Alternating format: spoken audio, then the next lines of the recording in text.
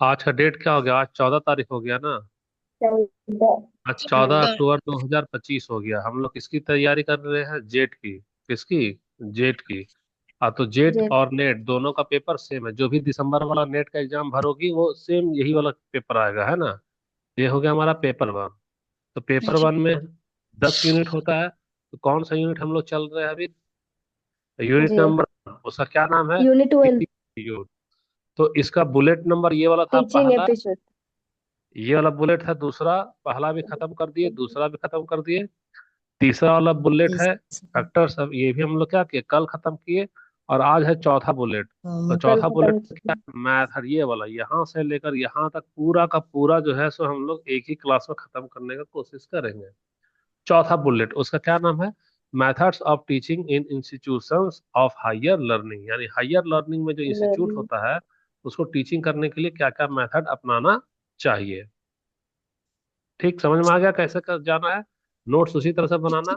ज्यादा है नहीं, देखो ये वाला जानती हो, ये वाला तो हमारा चौथा ना है। अब बस दो क्लास है, हाँ पांचवा सर। क्लास ये होगा और छठा क्लास ये होगा। तो सोचो 6 क्लास लिए, कितना क्लास लिए? 6 क्लास। 6 क्लास में तेरा बस। एक यूनिट क्या हो गया? खत्म हो गया। यानी एक यूनिट में 6 क्लास है, तो उस तरह से हमारा कितना यूनिट है? 10 यूनिट है ना। तो 10 यूनिट में हमको कितना दिन बस। लगेगा? 60 क्लास। तो 60 क्लास का मतलब कितना महीना हो गया, बता सकती हो? 2 महीना। कितना महीना होगा दो बताना? महीने। दो 2 महीने। 2 महीना। यानी लगातार इस तरह से पढ़ाएंगे तो 2 महीने में पूरी तरह से तुम्हारा पेपर वन कंप्लीट हो जाएगा। फिर पेपर टू अपना, जिसका हिंदी है, जिसका सोशोलॉजी है, जिसका इकोनॉमिक्स हो करना, लेकिन पेपर वन तो तेरे लिए आसान हो जा रहा है 2 महीने में। जी। तो हम लोग आज की क्लास है पूरी तरह से चौथा वाला जो बुलेट है, पूरा का पूरा चौथा बुलेट ही आज खत्म कर देंगे। रेडी हो करने के लिए?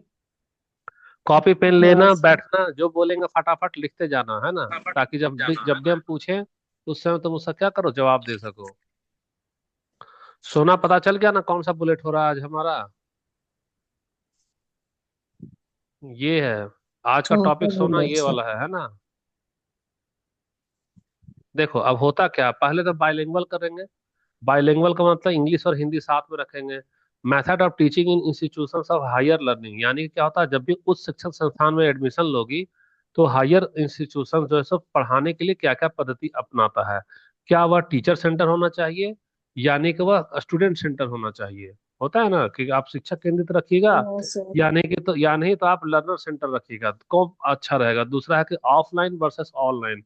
ऑफलाइन ज्यादा अच्छा पढ़ाते हैं कि ऑनलाइन ज्यादा अच्छा होता है पद्धति? ऑनलाइन। तीसरा है स्वयं प्रभा। मतलब स्वयं है, स्वयं प्रभा है, ये सब के बारे में एक सॉफ्टवेयर है मूक्स। इस सॉफ्टवेयर से भी टीचिंग लर्निंग होता है, उसके बारे में हम लोगों को थोड़ा थोड़ा क्या करना है, जानना है।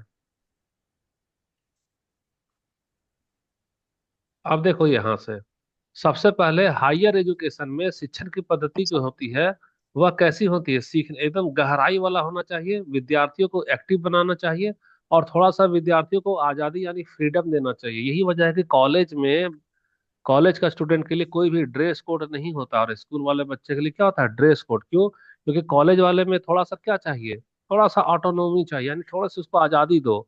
और सबसे बड़ी बात है कि उसका जो चिंतन का कौशल है उसको एकदम उच्च स्तरीय रखना है। तो उच्च स्तरीय रखना है तो आपको टीचिंग का मेथड भी तो वैसा ही रखना होगा, ताकि इस स्तर में पढ़ने वाले बच्चे का चिंतन का कौशल कैसा हो, उच्च स्तर का हो। ये वाला विषय किसमें है? ये वाला विषय हमारा टीचिंग एप्टीट्यूड में है, पेपर वन में, यूजीसी नेट में है। और अभी फिलहाल के लिए हमारा झारखंड का सिलेबस भी यूजीसी नेट को ही फॉलो कर रहा है। अब सबसे पहला टॉपिक देखो, याद करो, अभी हम लोग सिलेबस में चले थे। तो सिलेबस में चले थे तो ये वाला सिलेबस में गौर से सोचो कि ये तो हमारा मेथड ऑफ टीचिंग पढ़ना है हायर इंस्टीट्यूशन में। तो सबसे पहला हमको पढ़ना है कि टीचर सेंटर रखना होगा कि लर्नर सेंटर रखना होगा। लिख दिया ना यहाँ पर कि हाँ टीचर सर। सेंटर, यानी कि टीचर के ऊपर फोकस करना है ज्यादा कि लर्नर के ऊपर फोकस करना है ज्यादा। यानी तुरंत अब हम लोगों को उसी टॉपिक में आना आ रहे हैं। तो उसी टॉपिक में आ रहा था, देखो यहाँ पे अच्छे से लिख दिए हैं। क्या लिखे हैं यहाँ पे? दूसरा नंबर में है ना, teacher centre versus learner centre. यानी कि टीचर जी। सेंटर का मतलब होता है कि शिक्षण का ऐसा पद्धति जिसमें शिक्षक ही केंद्र बिंदु पे हो, जैसे कि लेक्चर मेथड। लेक्चर मेथड में टीचर बोले जा रहे हैं और बच्चा सारा ध्यान से सुना जा रहा है, तो कौन सा मेथड हो गया? टीचर सेंटर ना हो गया, क्योंकि सारा बच्चा टीचर को जी। देखे जा रहा है। तो ये तो एगो मेथड है जिसमें टीचर सारा जानकारी देता है, गतिविधि को कंट्रोल करता है और मूल्यांकन का संचालन करता है। ये तो हो गया टीचर मेथड। दूसरा है learner centre method. Learner centre method में क्या होता है कि शिक्षक चुपचाप क्लास में जाके खड़े हो जाएंगे और एक तो होमवर्क दे देंगे, असाइनमेंट दे देंगे कि चलो जी तुम लोग प्रकाश संश्लेषण पे एक चार्ट बनाओ। अब हर एक लड़का इंगेज हो गया है, टीचर चुपचाप से गाइड कर रहा है, देख रहा है, किसी को डाउट है तो बता रहा है, टीचर चुप है और सारा लड़का एक्टिव होकर के बना रहा है। ये वाला मेथड कौन सा हो जाएगा तुम्हारा? ये स्टूडेंट सेंटर हो जाएगा, यानी लर्नर सेंटर हो जाएगा। तो ये वाला मेथड में शिक्षक खाली फैसिलिटेटर का भूमिका निभाता है। शिक्षक क्या करता है? खाली गाइड करता है। शिक्षक को लर्नर रहेगा, साथ ही साथ उसका भी देखेगा, सीखेगा। और learners construct knowledge through exploration discussion, यानी कि जब भी उसको डाउट होगा ना तो वो डिस्कशन करेगा, चर्चा करेगा, गाइडेंस देगा। इस तरह से वो शिक्षार्थी के ज्ञान का क्या करता है? निर्माण करता है। तो दोनों तरीका क्या है वो हम लोग बीएड में भी पढ़ चुके थे, टीचर सेंटर क्या होता है और स्टूडेंट सेंटर क्या होता है। अब कंपैरिजन करते हैं कि टीचर सेंटर और स्टूडेंट सेंटर में अंतर क्या होता है भाई। थोड़ा सा हम लोग अटेंडेंस ले लेते हैं। जी।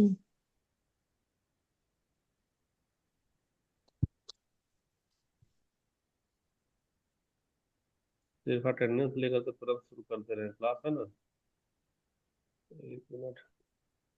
ये तो हम लोग बीएड में भी पढ़े थे ना, या सीडीपी में पढ़ा रहे हैं ना कि टीचर सेंटर क्या होता है। तो टीचर सेंटर में जी सर। होता है और स्टूडेंट सेंटर में क्या होता है, तो स्टूडेंट हमारा मेन रहता है। ये वही चीज है और ऐसा कुछ भी दम नहीं है, याद रखो। ये जितना डरावना है उतना वह हार्ड है नहीं, ये सिलेबस। पेपर वन को हम देख लिए हैं, ये सिर्फ नाम मात्र का डराता है।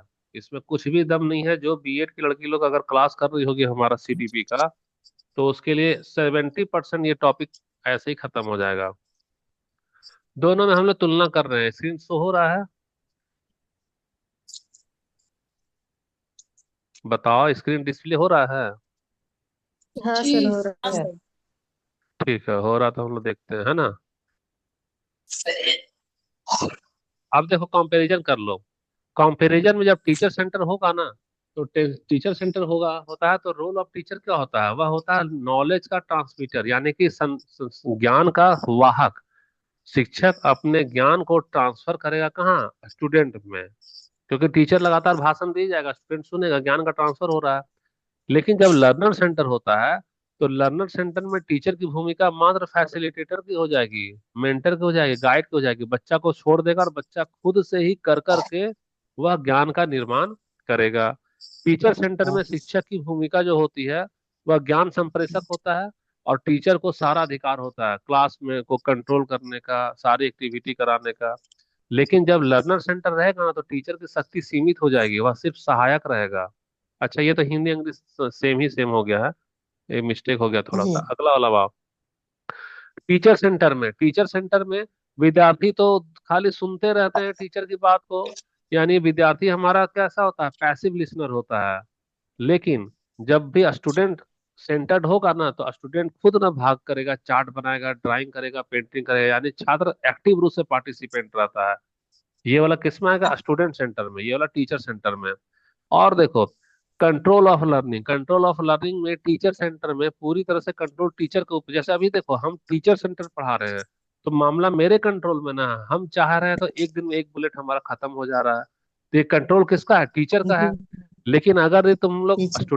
लर्नर सेंटर पे जाओगी, तो हम ये वाला टॉपिक तुमको दे देंगे और बोलेंगे चलो जी खत्म करके लाओ कॉपी में। तुम 4 दिन लगाए, 5 दिन लगाए, यानी सारा कंट्रोल किसमें हो रहा है? स्टूडेंट के ऊपर में हो रहा है। वह जब मर्जी 10 दिन में, 5 दिन में वो खत्म करेगा। और फिर अगला देखते हैं हम लोग। देखो, इसमें है सबसे पहले इंटरएक्शन। तो इंटरएक्शन में जब टीचर सेंटर होता है ना पढ़ाई, तो शिक्षक के अधीन माने कि वन वे कम्युनिकेशन होगा। टीचर खाली बोले जाएगा। अभी हम जो बोले जा रहे हैं, ऑनलाइन की लड़की जवाब दे रही है क्या? नहीं ना दे रही है। जी हाँ। हाँ। नहीं, हाँ नहीं दे सर। रही है तो नहीं दे रही है, तो सोचो ये इंटरएक्शन कैसा? वन वे है ना। अगर टीचर सेंटर रहेगा वन वे। तो एक तरफा संवाद होगा, खाली टीचर बक बक बक बक किए जाएंगे, बच्चा लोग चुपचाप से होकर सुनेगा। लेकिन अगर हम लोग स्टूडेंट सेंटर करेंगे, तो हम बोलेंगे आओ जी अनुपा, रासमुनी, तुम लोग जितनी लड़की है ग्रुप डिस्कशन करेंगे। इस टॉपिक पे। तो तुम भी बोलेगी और हम भी बोलेंगे, यानी कैसा है हमारा टू वे होगा ना। टू वे होगा और ग्रुप में भी जी इंटरेक्शन होगा। अब आ जाओ असेसमेंट में, यानी कि मूल्यांकन कैसे होता है। तो मूल्यांकन अगर टीचर सेंटर वाला पढ़ाई करोगे तो शनिवार को हम टेस्ट लेते हैं ना। तो शनिवार को ले रहे हैं, यानी हम क्या कर रहे हैं, कोई भी टॉपिक खत्म हो जा रहा है तब ना टेस्ट ले रहे हैं। वो यानी हमारा समेटिव टेस्ट हो जाता है मूल्यांकन में। टीचर सेंटर में कब होता है समेटिव, यानी कि पूरा समेट लेंगे, सोमवार से शुक्र जितना पढ़ाए हैं सब ज्ञान को समेट के शनिवार को एग्जाम लेंगे।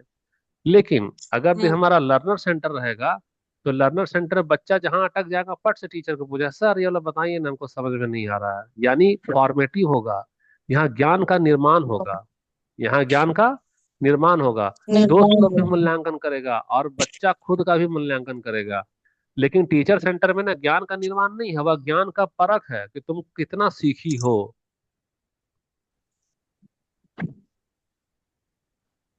अब देखो, सबसे पहले टीचर सेंटर में हमारा जो है सब कंटेंट को कवर करते हैं, यानी सिलेबस। अभी हम बार बार सिलेबस दिखा देते हैं, उसको खत्म कर दे रहे हैं ना।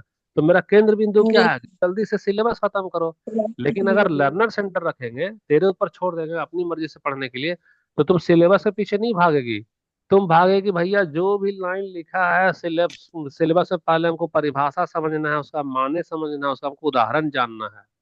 तो तुम्हारा फोकस क्या हो जाएगा, अंडरस्टैंडिंग में जाएगा, कंटेंट को कवर यस करने में नहीं जाएगा। कि- ठीक है। अब तो ये तो सारा तुमको विशेषता बता दिए टीचर सेंटर और लर्नर सेंटर। एग्जाम्पल में जैसे कि देखो, अभी हम लेक्चर मेथड यूज कर रहे हैं, तो लेक्चर मेथड कौन सा हो गया, टीचर सेंटर ना हो गया। लेकिन जब हम लोग ऑफलाइन में आओ, कि मान लो मेरे साथ में क्या बजे 7 बजे आओगे पढ़ने के लिए, तो 7 बजे पढ़ने आओगे तो वहाँ हम लोग डिस्कशन करते हैं ना मैथ वाला मेनू पर। तो जी हाँ डिस्कशन सर। करते हैं तो वह कैसा हो गया, लर्नर सेंटर हो गया, खुद से डिस्कस करती है। उसके बाद में अगर जी हाँ। देखो, देखो ग्रुप में मैथ का कल सवाल दिए थे ना, डाटा इंटरप्रिटेशन, वो होमवर्क था ना, यानी जी प्रोजेक्ट था कि चलो भैया ये वाला क्वेश्चन बना लेना। तो क्या होगा, लर्नर सेंटर हो गया। किसी का आप डिस्टर्ब कर इसका, अच्छा ये है, म्यूट कर दी है अनुपा को, है ना। रासमुनी को भी म्यूट कर रहे हैं, आवाज आ रहा है रासमुनी का उधर से। अब देखो डिमोन्स्ट्रेशन। डिमोन्स्ट्रेशन यानी कि प्रदर्शन, हम पीपीटी दिखा रहे हैं, तो पीपीटी दिखा रहे तो ये हमारी हमारे द्वारा द्वारा में दिखाया जा रहा है, तुम तो इसमें एक्टिवली पार्टिसिपेट नहीं कर रही हो। यानी डेमोन्स्ट्रेशन हमेशा क्या होता है, टीचर सेंटर्ड ही होता है। ठीक है। ये तो जी हिंदी हिंदी अंग्रेजी सेम है, तुमको कोई डाउट दिक्कत ना होगा। अब देखो तीसरा नंबर, एडवांटेज एंड चैलेंज, यानी लाभ और चुनौतियां। तो हम लोग टीचर सेंटर और स्टूडेंट सेंटर देख लिए हैं, तो हमको फायदा भी जानना होगा ना, नुकसान भी जानना होगा ना। तब ना हम लोग सोचेंगे कि किसको क्या पढ़ाना चाहिए कॉलेज में, टीचर सेंटर रखेंगे कि स्टूडेंट सेंटर। तो टीचर सेंटर रखने का लाभ क्या है, बता देते थे तुमको।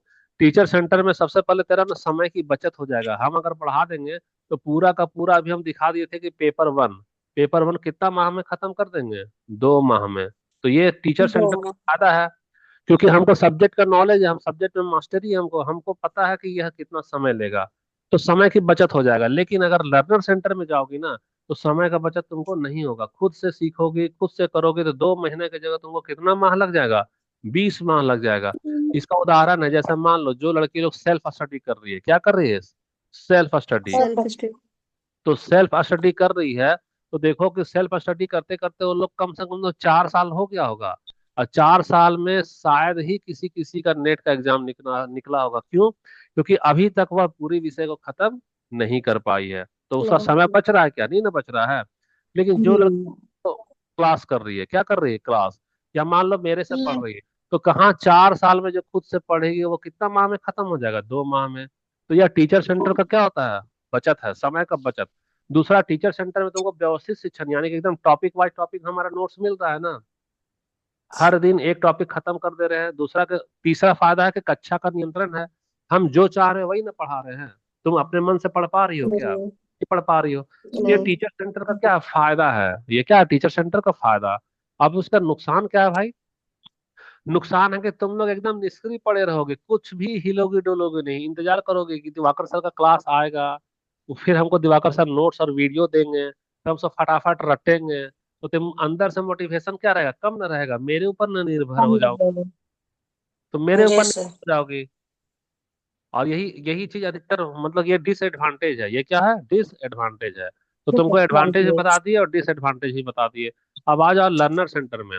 तो लर्नर सेंटर यानी कि जब बच्चे को ऊपर फोकस करते हैं, लर्नर को सेंटर में रखते हैं, तो सबसे पहले वो क्या होता है, क्रिएटिविटी उसको इनकरेज होता है। यानी कि जो रचना सा क्रिएटिविटी है ना, वो उसको उत्साह बढ़ाता है। अरे तुम तो कर सकते हो, वाह क्या नोट्स बनाया, करके देखो।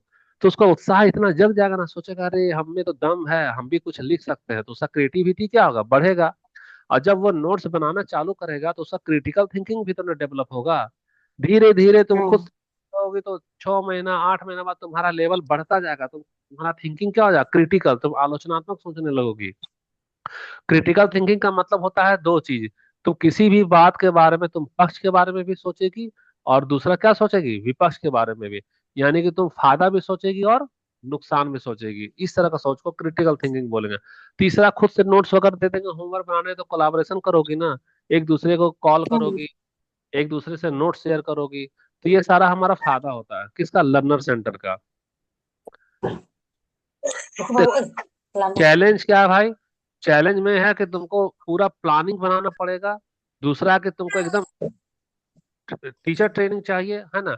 और टाइम और स्मॉलर ग्रुप्स, यानी कि हमको क्या चाहिए, अगर स्टूडेंट सेंटर को रखना है तो हमको टीचर को तो ट्रेन करना पड़ेगा ना, कि आप कैसे अपना मेथड को चेंज कर सकते हैं ताकि बच्चे को फोकस रखिए और पढ़ाइए। और हम लोग स्टूडेंट सेंटर तभी करेंगे जब कक्षा हमारा क्या छोटी है। 2 गो लड़की है तो होमवर्क दे देंगे, अगर 50 ठो लड़की है तो हम उसको कितना होमवर्क देकर कोर्स खत्म कर पाएंगे, करा पाएंगे क्या, नहीं करा पाएंगे हम लोग। नहीं।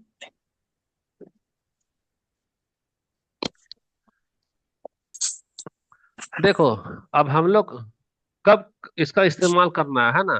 तो कब इस्तेमाल करना, तो जो शुरुआत का जो पाठ्यक्रम होता है, जैसा अभी हम यूनिट 1 पढ़ा रहे हैं, तो शुरुआत न कर रहे हैं, तो शुरुआत कर रहे हैं तो वह शिक्षक केंद्रित होना चाहिए। जैसे शुरुआत में हम क्या किए, तुमको आइडिया दे रहे हैं कि देखो टीचिंग एप्टीट्यूड में ये वाला बुलेट में ये बोलता है, ये वाला बुलेट में ये बोलता है। शुरुआत तो हम कर दिए टीचर सेंटर रख करके। लेकिन अब धीरे धीरे जब तुमको आदत हो जाएगा, जब लय में आ जाओगे ना, रूटीन बन जाएगा, अब तुमको गहन अध्ययन कराना है, सीखना है, तो हमको क्या करना होगा, लर्नर सेंटर कर देंगे। यानी तेरे ऊपर में जिम्मेदारी डाल देंगे कि नहीं आज ये वाला टॉपिक है, तुम थोड़ा तैयार करके आओ। तो शुरुआत किससे करना चाहिए, टीचर सेंटर से। और जब तुम डिसिप्लिन में आ जाओ, रूटीन में आ जाओ, तुम्हारा एक पढ़ाई का लय बन जाए, तब कौन सा चले जाना चाहिए, लर्नर का सेंटर पे चला जाना चाहिए। यानी शिक्षक केंद्रित से स्टार्ट करेंगे और खत्म कहाँ करेंगे, शिक्षार्थी केंद्रित से। आप देखो, ऑफलाइन वर्सेस ऑनलाइन। अब ये पेज नंबर 8 है और हम क्यों पढ़ा रहे हैं उसका मतलब दिखा रहे हैं। पेज नंबर 8 को याद रखना। सीधा सीधा हम लोग सिलेबस पे आओ। सिलेबस में देखो, method of teaching institutions of higher learning, इसमें टीचर सेंटर खत्म कर दिए, लर्नर सेंटर खत्म कर दिए, है ना। टीचर सेंटर और लर्नर सेंटर में क्या बुराई है क्या अच्छा है वो भी बता दिए। अब अगला टॉपिक यहाँ क्या लिखा है, ऑफलाइन पढ़ाना अच्छा है कि ऑनलाइन पढ़ाना अच्छा है, दिख रहा है सभी कोई को। जी जी सर। तो इसीलिए अब हम लोग करेंगे ऑफलाइन और ऑनलाइन। तो पेज नंबर क्या जाना है, बता सकती हो, कितना पेज नंबर पे था, आठ। 8 पे आठ। था। तो ये लो भैया, 8 पे पहुंच जाओ। Offline versus online. ऑफलाइन और ऑनलाइन शिक्षण पद्धति क्या होता है, इसमें से ये सॉफ्टवेयर है, वेबसाइट है, स्वयं है और स्वयं प्रभा है। MOOC है। तो देखो ये होता क्या है, तुम जो अभी हमसे पढ़ाई कर रही वो ऑनलाइन है, पता तो चल ही गया ऑनलाइन ऑफलाइन क्या होता है। तो सबसे जी। पहले ऑफलाइन क्या होता है, तो ऑफलाइन में तुम मेरे क्लास में आओगी, डायरेक्ट हमसे संवाद करोगी, और कोई भी डिजिटल साधन यानी कि लैपटॉप लैपटॉप का तुमको जरूरत नहीं होगा, सीधा हमसे फेस टू फेस बात करो, आई कांटेक्ट करो, हम पढ़ाएंगे, तुम ध्यान से नोट्स बनाओ। ये कौन सा होगा, ऑफलाइन हो गया। ये ऑफलाइन में डिजिटल साधन की जरूरत पड़ती है क्या, नहीं। नहीं नहीं। पड़ती है। ऑनलाइन में डिजिटल माध्यम की जरूरत पड़ती है क्या, जी नहीं सर। जी। बस इसमें इंटरनेट के बिना ऑनलाइन हम ले लेंगे क्लास, बताना। नहीं। नहीं। नहीं। इसमें वीडियो लेक्चर लेंगे और वर्चुअल संवाद, यानी कि अभी तो हम बैठे बैठे इंटरनेट से ना बातचीत कर रहे हैं, तो इसको बोलते हैं वर्चुअल संवाद। तो सबसे इसमें कितना जरूरी चीज हो गया, पहला डिजिटल माध्यम हो गया, दूसरा इंटरनेट चाहिए, तीसरा हमको वीडियो लेक्चर चाहिए, और चौथा हमारा वर्चुअल संवाद चाहिए। ये चारों चीज को समन्वय अगर कर दोगी, किसका किसका समन्वय करोगी, डिजिटल माध्यम, इंटरनेट, वीडियो लेक्चर और वर्चुअल संवाद। तो ये चारों मिलकर क्या कहलाएगा? ऑनलाइन शिक्षण कहलाएगा। ऑनलाइन शिक्षण। बस आसान है, ज्यादा हमको इसको खिचड़ी नहीं पकाना है, टाइम वेस्ट नहीं करना है। ऑफलाइन और ऑनलाइन समझ में आ गया। अब दोनों का फायदा नुकसान देख लेना है। बहुत आसान चीज है। ऑफलाइन में तुम फेस टू फेस हम लोग पढ़ते हैं ना, तुम फिजिकली प्रेजेंट हम्म। करती हो। ऑनलाइन में हम लोग वर्चुअल पढ़ेंगे, चेहरा मेहरा नहीं दिखेगा, और इंटरनेट के ऊपर आधारित होता है पढ़ाई। ऑफलाइन में तुम्हारा डायरेक्ट संवाद होगा, हमारा और तुम्हारा। हम तुम्हारा चेहरा देखकर जान जाएंगे इमोशन, कि तुम गुस्से में हो कि खुशी में हो, और सोशल विद्या जान जाएंगे। लेकिन ऑनलाइन में मीडिएटेड होता है, यानी कि एक मीडिएटर है इंटरनेट, वो होता है, और तुमको हम देख रहे हैं स्क्रीन के माध्यम से। स्क्रीन से ही ना दिखाई दे रहा है। देखो, जी ये सर। ऑफलाइन में ना, ऑफलाइन में फिक्स शेड्यूल होता है कि तुमको सुबह में ही कॉलेज जाना और पढ़ना। रात में कोई 2 बजे कॉलेज जाता है क्या? नहीं जाता है। लेकिन ऑनलाइन में लर्न एनी टाइम का मतलब, देखो अभी हम कितना बजे से क्लास ले रहे हैं? 4 बजे से। तो 4 बजे सोचो तुमको, जो सो ऑनलाइन में संभव है। अगर हम अपने घर में बुलाएं कि आ जाओ 4 बजे से क्लास है, कोई भी बच्चा आएगा क्या? कोई नहीं आएगा। नहीं। अच्छा देखो, ऑफलाइन में ना लोकल दूरी तक आ सकती है, जैसे 10 किलोमीटर दूर का ही बच्चा मेरे पास आएगा। लिमिटेड इसका होता है डिस्टेंस। लेकिन ऑनलाइन में तो हम बैठे बैठे पटना को भी पढ़ा देंगे, रांची को भी पढ़ा देंगे, चेलियामा का स्टूडेंट को भी पढ़ा देंगे। तो वो मैसिव हो जाता है, ग्लोबल हो जाता है। और देखो इंगेजमेंट में, ऑफलाइन जो है उसमें हम कुछ भी सवाल पूछेंगे तो फटाक से जवाब दे देगी, रिस्पॉन्स तुम्हारा क्या आएगा? इमीडिएट आ जाएगा। लेकिन ऑनलाइन में कुछ भी सवाल पूछ रहे हैं तो वह इंटरनेट का स्पीड पे डिपेंड करेगा, है ना? कैसा जी। मेरा आवाज ही नहीं जा रहा है, तब तुम पता नहीं, तुम बोल रही तो हमको नहीं सुनाई दे रहा है, तो तुमको फायदा भी बता दे रहे हैं, नुकसान भी बता दे रहे हैं। अब बताओ, ये सब में कुछ भी हार्ड है क्या? टॉपिक कोई भी दम है क्या? बताओ। नहीं सर। तब अब बेवजह कई लोगों को हम देखे हैं कि अभी हम एग्जाम नहीं देंगे, हमारा तैयारी नहीं हुआ है। अरे एक बार हाथ तो लगा के देखो, चैलेंज में आ जाओ। चैलेंज में आ जाओ तो यह limited access to remote learners है। यानी कि दूर वाला जो बच्चा है, जो चाहेगा चलियामा से आके पढ़ने के लिए, डेली आ पाएगा क्या? नहीं आ पाएगा, दूर वाला बच्चा नहीं आ पाता है। लेकिन ऑनलाइन में ऐसा कुछ भी कंट्रोल नहीं है, डिजिटल डिवाइड होगा।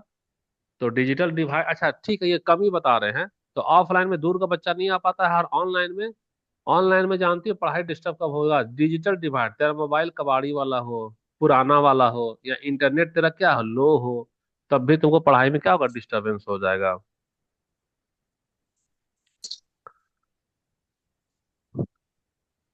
देखो यहाँ पे खत्म ही नहीं होता, बाप रे, एक दिन में खत्म चाहते हैं तो होता ही नहीं है। देखो अब इंडियन ऑनलाइन प्लेटफॉर्म, भारत में कौन कौन सा ऑनलाइन प्लेटफॉर्म है जिसके तहत शिक्षण अधिगम का काम किया जाता है? तो सबसे पहले तुम्हारा क्या आएगा? स्वयं। क्या रहा स्वयं? इसका फुल फॉर्म है study waves of active learning for young aspiring minds. इसका क्या फुल फॉर्म है? तो यह भारत सरकार बनाया है।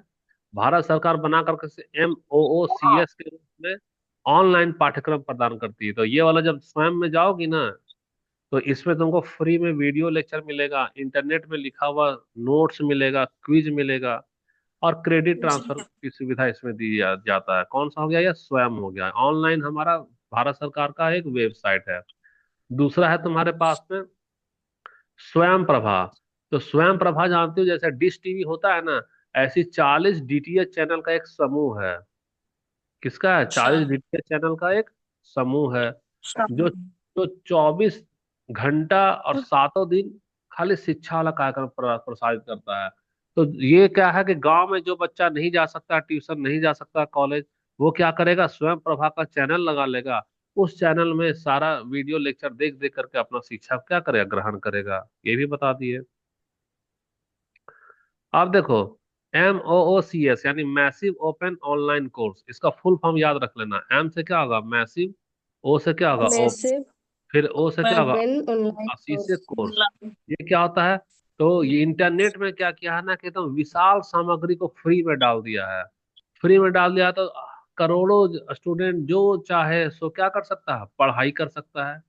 ये सब क्या कर सकता है? नोट्स बना करके अपना टीचिंग लर्निंग का काम कर सकता है। तो ये तीन चीज का नाम याद रखना जो कि सिलेबस में दिया है। पहला स्वयं, स्वयं हमारा वेबसाइट है। दूसरा स्वयं प्रभा, ये डीडीएच चैनल है, ये टीवी के माध्यम से देख लेगा। और तीसरा MOOC है। यही बता दिए तुमको। जी। अब देखो शिक्षण में परिवर्तन में आ है ना। 5 तो बज ही गया, अभी तक तो बाप रे 11 ही पन्ना हुआ है। अच्छा ठीक है मनीषा, क्या करे, इसको खत्म कर दे कि कितना पेज है ये? 11, 12, देखो सर कितने। 13, 14, 15, 16, 16, 17, 18। 18। 18 से MCQ आ रहा है ना, तो अभी कितना पेज में थे हम लोग? 12 में थे ना सर। 12 में थे। तो 12 में थे तो सुनो ना, इसको क्लास खत्म करने दो, 10 मिनट बाद अगला टॉपिक पढ़ाएंगे, है ना। 12 पेज याद रखना। 12 पेज वाला जो है, कहाँ तक थे हम लोग? 10 पे थे कहाँ? 12। 10 में थे सर, शायद हम ध्यान नहीं दिए थे सर। ठीक है, 10 पे थे तो याद, हाँ। कॉपी में लिख लो, कॉपी में लिख इसलिए। लो। हम लोग 11 वाला पेज से अगला दिन शुरू करेंगे, है ना। जी। 11 वाला पेज से अगला दिन शुरू करेंगे। नाना को देख के जो